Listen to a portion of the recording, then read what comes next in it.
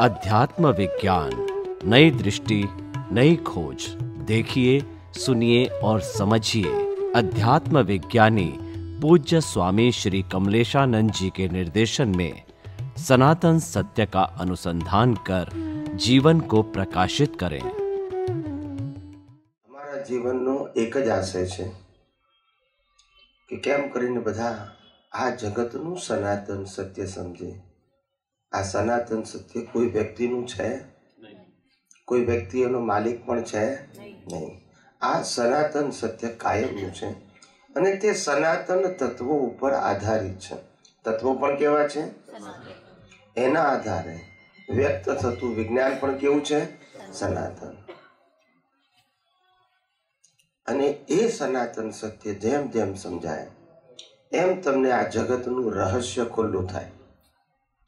અને રહસ્ય એના માટે ખુલ્લું થાય છે કે આ જગત જે આટલું વિશાળ દેખાઈ રહ્યું છે, આટલી વિવિધતાઓથી ભરેલું છે, આટલા બધા વિકલ્પોથી ભરેલું છે, આટલી બધી પસંદગીઓથી ભરેલું છે, એ જગત બીજું કશું નથી પણ શૂન્ય છે। શું છે?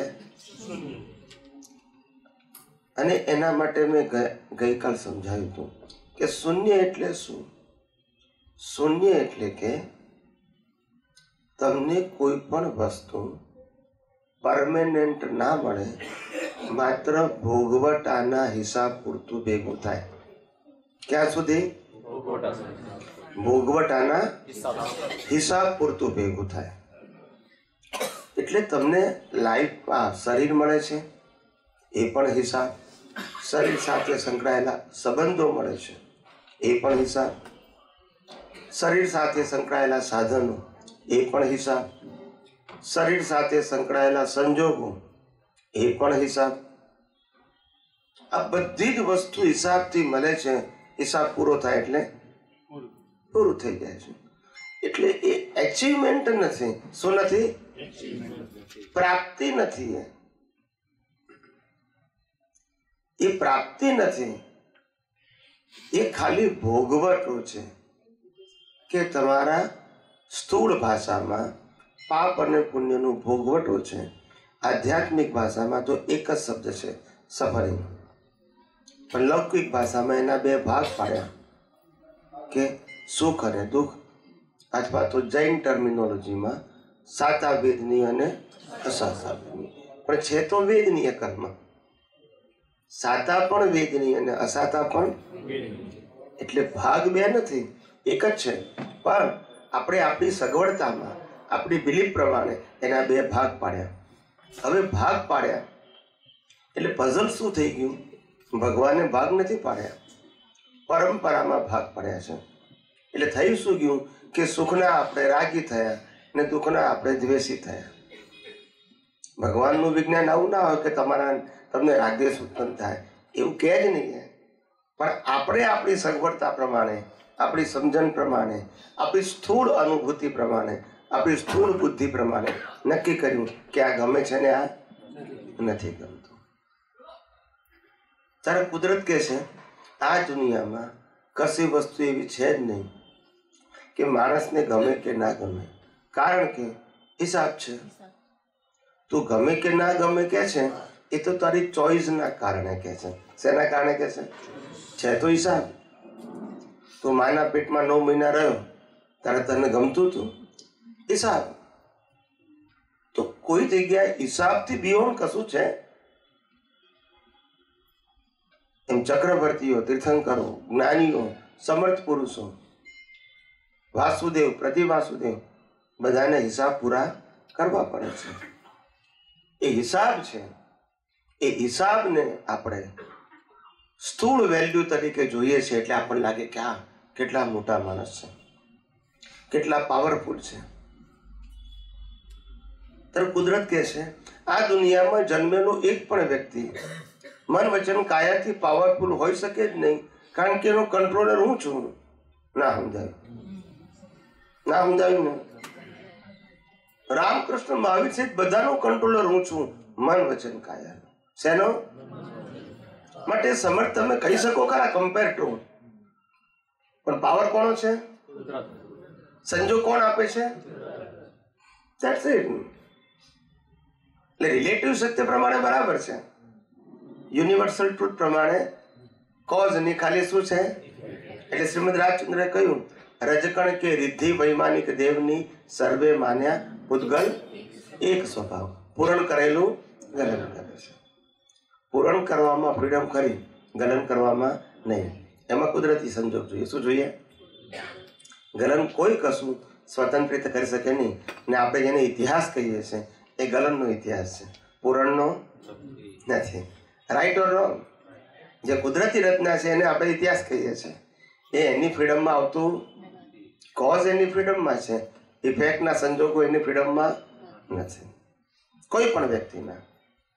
એટલે આ બધી વસ્તુ સમજીએ ને, આ સમજવાનું શેના માટે છે? ધીમે ધીમે આ આખા જગતની અને જગતની બધી વસ્તુઓની અવસ્થાની વેલ્યુ આપણી દ્રષ્ટિમાં ધીમે ધીમે ઝીરો થવા માંડે. કેમ ઝીરો થવા માંડે? કુદરત એક જ કહે છે, હું તારા આત્માને કંઈ જ કરી શકું નહીં. માટે તમને સમજાય કે વેલ્યુ ખાલી કોની છે? આની વેલ્યુ છે જ નહીં, કારણ કે એનો ક્રિએટર, ઓપરેટર, ડિસ્ટ્રોયર તેને કુદરત છે. આ બધી વાતો તમને સમજાય એટલે ખ્યાલ આવે કે ખરેખર આપણે વેલ્યુ ક્યાં કરવી જોઈએ. આ વિજ્ઞાન એના માટે છે. આ વિજ્ઞાન સાચા ખોટા માટે નથી. તમે વાસ્તવિકતા જાણો. What is the fact of universe? આપણે રિલેટિવ ટ્રુથ જાણીએ છીએ, યુનિવર્સલ ટ્રુથ જાણતા નથી. એ જાણો તો તમને ખ્યાલ આવે કે આ શરીર છે એમાં આપણને મોહ થાય છે, અથવા બીજા શરીરમાં આપણને મોહ થાય છે. ત્યારે કુદરત કહે છે આ તો સાધન છે, હાડકાં, લોહી, માંસ, બ્લડ, એનાથી બનેલું, પાણી, હવાથી બનેલું આ સાધન છે. એમાં મોહ કરવા જેવું છે શું? તું સમજ એકવાર. એવું નથી કહેતો કે ત્યાગ કર. ત્યાગ એ સાયન્સમાં નથી આવતું. શું નથી આવતું? એ ધર્મમાં આવે. કુદરત કે તું વિચારે, ના હોય તું 10 વખત વિચાર, ના હોય તું સ્કેન કરીને જો, પણ જોઈને તું નક્કી કર કે આમાં કોઈ જગ્યાએ મોહ કરવા જેવું છે. એમ સમજાય છે? તો દરેક વસ્તુમાં તમે ધીમે ધીમે સમજો, પણ યથાર્થ સમજો. શું સમજો? કોઈ કહે કે તમારે આમ કરવાનું છે એવું નહીં. તમને રિયલાઇઝ થવું જોઈએ કે ભાઈ એમાં મોહ કરવા જેવું કોઈ વસ્તુ નથી. લક્ષ્મી, આપણને બધાને મોહ થાય. ત્યારે કુદરત કહે છે મોહ કરવાની જરૂર નથી ભાઈ, આ લક્ષ્મી તમે જ આપી છે, પણ સાધનો તો હું આપું છું. શું કીધું? સાધનો કોણ આપે છે? કુદરત આપે છે. આજે બધા જ પ્રકારની વનસ્પતિઓ એ કુદરત આપે છે. બધા પ્રકારનું રો મટીરિયલ કોનું છે? તમે કઈ પણ વસ્તુ બનાવો, રો મટીરિયલ કોનું? આ મકાન બનાવ્યું, રો મટીરિયલ કોનું? ફર્નિચર બનાવ્યું, રો મટીરિયલ કોનું? કાર બનાવી, રો મટીરિયલ કોનું? પ્લેન બનાવ્યું, રો મટીરિયલ કોનું? યસ કે નો? કુદરતના રો મટીરિયલ વગર તમે કઈ પણ મેન્યુફેક્ચરિંગ કે મેક કરી શકો, બનાવી શકો? રો મટીરિયલ કુદરતનું, ડિઝાઇન તમારી, જેને તમે સંશોધન કહો છો, રિસર્ચ કહો છો. ખ્યાલ આવ્યો ને? માનવી પોતાના હેલ્પ માટે, પોતાની સગવડ માટે, અનુકૂળતા માટે ઇન્સ્ટ્રુમેન્ટ બનાવે છે, કશો વાંધો નહીં, પણ રો મટીરિયલ તો કુદરતનું છે અને છેલ્લે કુદરત પાસે જ રહેવાનું છે. એટલે આ બધી અવસ્થાઓ છે. શું છે? એટલે જ્ઞાની પુરુષ દાદા ભગવાને કીધું અવસ્થા માત્ર કુદરતી રચના છે. મન વચન કાયની અવસ્થા પણ કુદરતી રચના છે. એના ઇન્સ્ટ્રુમેન્ટ જે મેઇન મેડ છે એ પણ શું છે? કુદરતી રચના. કુદરતી રચનાનો મતલબ માણસે મશીન બનાવ્યું, રો મટીરિયલ કુદરતનું. જે માણસે મશીન બનાવ્યું એ માણસ પણ કુદરતે બનાવ્યો. શું કીધું? માણસ સંજોગો પણ કોણે આપ્યા? સમજાય છે? ઓપરેટર પણ માણસ છે, પણ એ કુદરતે બનાવેલો માણસ. કોઈ પણ અવસ્થા એવી છે કે જેમાં કુદરતનો રોલ જ ના હોય એવી એક પણ અવસ્થા મન વચન કાયની હોઈ શકે? ના હોઈ શકે. એટલે જ્ઞાની પુરુષ દાદા ભગવાને કહ્યું મન વચન કાયાની અવસ્થા માત્ર કુદરતી રચના છે, જેનો કોઈ બાપોય રચના નથી અને તે વ્યવસ્થિત એટલે કુદરતી રચના અથવા તો સાયન્ટિફિક સર્કમસ્ટાન્શિયલ એવિડન્સ. આને કુદરતી રચના. એટલે આ વિજ્ઞાન કુદરતી રચનાને જેમ છે તેમ સમજવા માટે છે. એ સમજાશે તો જ એની વેલ્યુ 0 થશે. ત્યાગ કરવાથી નહીં થાય. ત્યાગે સો આગે. મારે મારા જ આત્માની વેલ્યુ વધારવી છે, કારણ કે ચેતન છે, અવિનાશી છે અને તમામ પ્રકારની અનંત શક્તિઓ વાળો છે જ. એમાં મને ક્વેશ્ચન પણ નથી, પણ એની અનુભૂતિ નથી મને. શું નથી? હવે અનુભૂતિ કેમ નથી થતી મને? એની એ હોવા છતાં, એનું એક્ઝિસ્ટન્સ, એનો પાવર, એની ચૈતન્યતા એઝ ઇટ ઇઝ હોવા છતાં મને અનુભૂતિ કેમ થતી નથી? કારણ કે મારી દ્રષ્ટિમાં વેલ્યુ કોની છે? રિલેટિવ સત્યની. સમજાય છે? રિલેટિવ સત્યની વેલ્યુ હોય ત્યાં સુધી સનાતન સત્ય સમજાય અથવા અનુભવમાં આવે. વેલ્યુ જ આની છે. એટલે આની વેલ્યુ સમજીને ઘટાડો. શું કહું છું? બ્લાઇન્ડલી નહીં કે મારે ત્યાગ કરવો છે, આજથી ખાવું જ નથી, આજથી કશું જોઈએ જ નહીં, એવી રીતે નહીં. એ વેલ્યુ શું છે એની? અમે આખી જિંદગીમાં આ સોનું, ચાંદી, દાગીનો, ઘડિયાળ નથી પહેરી તો ત્યાગ નથી કર્યો. જરૂર નથી. શું નથી? બધા સમજાય છે? એ પ્રકૃતિમાં એવી લઈને આવ્યા છીએ કે જેને કારણે એવી સાદગી લઈને આવ્યા છે અને એની પાછળ સમજણ પણ છે કે ભાઈ આ વસ્તુ નેસેસિટી નથી. પતી ગયું. એટલે મેં ત્યાગ કર્યો છે પ્રશ્ન આવતો નથી. ભાઈ નેસેસિટી જ નથી. એ જીવન જીવવા માટે જરૂરી નથી. એટલે દરેક વસ્તુને તમે આ રીતે સમજણપૂર્વક ડિવેલ્યુ કરો. કેવું? સમજણપૂર્વક, ત્યાગપૂર્વક નહીં. એટલે જેમ જેમ પેલાની વેલ્યુ ઘટશે તો આની વેલ્યુ વધશે. ઉપયોગ એટ એ ટાઈમ ક્યાં તો આ તરફ છે, ક્યાં તો આ તરફ છે. એટલે આમાંથી જેમ જેમ તમારો ઉપયોગ અને પરિણતિ ઘટતી જશે, વેલ્યુ ઘટશે, એમ પેલા તરફ ઉપયોગ ને પરિણતિ રહેશે. હવે આ ઉપયોગ ને પરિણતિ તે તરફ રહે એટલે એની સાબિતી શું થાય? તો કે તમારો દેહાદ્યાસ મોડો પડી ગયો. શું પડી ગયો? અને માટે શ્રીમદ રાજચંદ્રએ કીધું, છૂટે દેહાધ્યાસ તો નહીં કરતા તું કર્મ, નહીં ભોગતા તું તેહનો, એ જ ધર્મનો માર્ગ. સમજાય છે? એ જ ધર્મનો માર્ગ છે. દેહાધ્યાસ છૂટવો છું. દેહમાં આત્મબુદ્ધિ એ મારી દ્રષ્ટિમાંથી ખલાસ થવી જોઈએ અને આત્મામાં આત્મબુદ્ધિ એ મારામાં ખુલ્લી થવી જોઈએ. બસ આ બે જ વસ્તુ છે. એટલે આત્મા છું એવું જાણવાથી આત્મામાં રહેવાશે નહીં.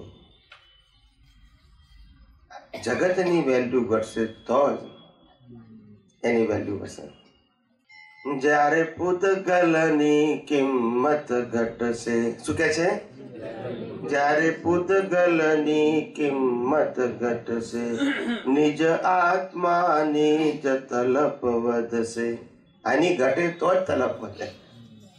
બેની સાથે રહી શકે નહીં. આની ઘટે તો આની વધે. જ્યાં સુધી આમાં રસ છે, આમાં ઇન્ટરેસ્ટ છે, આમાં મોહ છે, આમાં સુખ લાગે છે, ત્યાં સુધી પેલામાં ઇન્ટરેસ્ટ જાય જ નહીં ને. નોલેજ રહે પણ ઇન્ટરેસ્ટ ના પડે. એટલે ધીમે ધીમે આ વિજ્ઞાન શેના માટે છે? આપણા રિલેટિવ સત્યરૂપી અજ્ઞાનને આપણી દ્રષ્ટિમાંથી ડિમોલિશ કરવા માટે. ખ્યાલ? રિલેટિવ સત્યરૂપી અજ્ઞાન. જય સચ્ચિદાનંદ. કુદરતી રચના, सूर्य चंद्र तारा ग्रह नक्षत्र भरती ओट कर्म के सिद्धांत कर्म फल आदि ये सब जानने का क्या प्रयोजन है? ये सब किस तरह हेल्प करते हैं स्पिरिचुअलिटी में क्योंकि किस कॉज का क्या फल मिलता है यह तो क्लियर नहीं होता है और कॉज का इफेक्ट आता है यह तो पता चलता है मोटे मोटे तौर पर, लेकिन एग्जैक्ट तो कुछ क्लियर नहीं है।